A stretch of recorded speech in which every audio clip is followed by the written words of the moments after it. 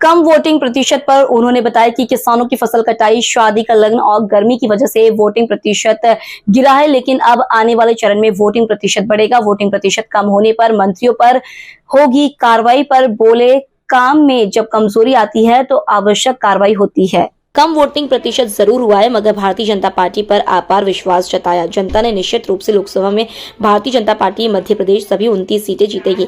लाडली बहनों ने 11% कम वोट किया है। लाडली बहनों की नाराज होने का सवाल ही नहीं।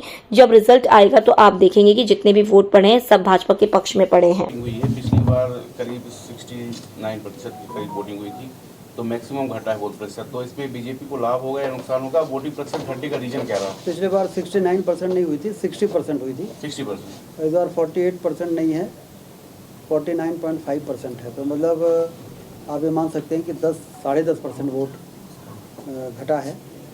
और ये वोट घटने का कारण एक तो कांग्रेस पार्टी में भी एक निराशा थी, उनके अंदर उदासीनता थी, तो कांग्रेस के भी लोग कोई दिखे नहीं उधर।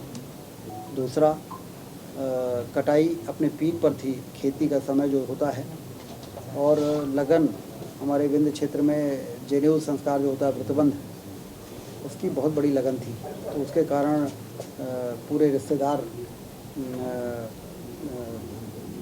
एक दूसरे अपना गांव छोड़ के दूसरे के यहाँ, तो वो भी एक बड़ा रीज़न रहा है।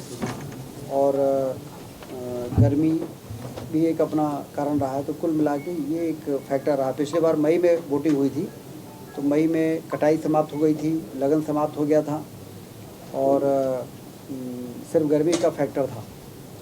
और कांग्रेस और भाजपा में थोड़ा ऐसा लगता था कांग्रेस वालों को भी कि हम लड़ाई में हैं, तो वो लोग भी काफ़ी दौड़ भाग कर रहे थे। इस बार कांग्रेस के लोगों में अंदर उनको मालूम है कि हम मोदी जी की लहर में कांग्रेस कहीं लड़ाई में नहीं है।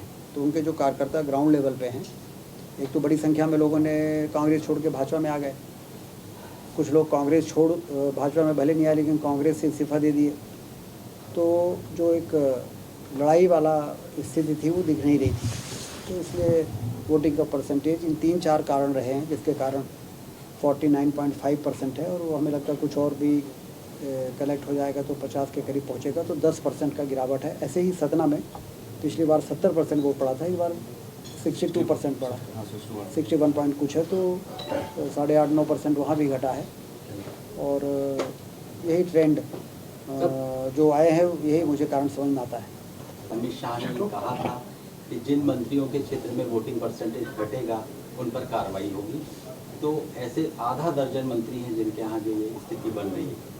किसने कहा ये? कुणाल चौधरी। उनकी सरकार है क्या?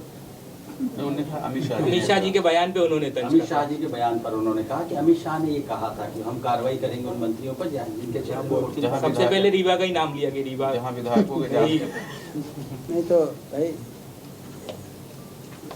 माननीय अमित शाह जी ने क्या कहा है, हम लोगों को क्या निर्देश देते हैं, वो काम को और बेहतर करने के लिए देते हैं। उसके बाद इसमें कोई दो राय नहीं है कि काम में कमजोरी जब आती है तो पार्टी उसमें जो आवश्यक कार्रवाई होती है, लेकिन वो कुणाल चौधरी जैसे नेताओं को थोड़ी मालूम पड़ेगा। सर, दिग्विजय सिंह का एक बढ़ोतरी होगी तीसरे चौथे चरण में, चूँकि खेती का भी काम एक तरह से पूरा हो चुका होगा, शादी ब्याह की भी कोई लगन में नहीं है। जैसा मैंने आपको बताया कि मई में जब चुनाव हुए थे पिछली बार, तो यहीं पर 10-10%, 12-12% वोट ज़्यादा पड़े थे। तो मई में वोटिंग का परसेंटेज आप देखेंगे कि काफ़ी बड़ा रहेगा। जो वर्तमान में पहले और दूसरे चरण में जो कमी आई है, वो कमी उधर नहीं दिखेगी। सर, कांग्रेस के पूर्व विधायक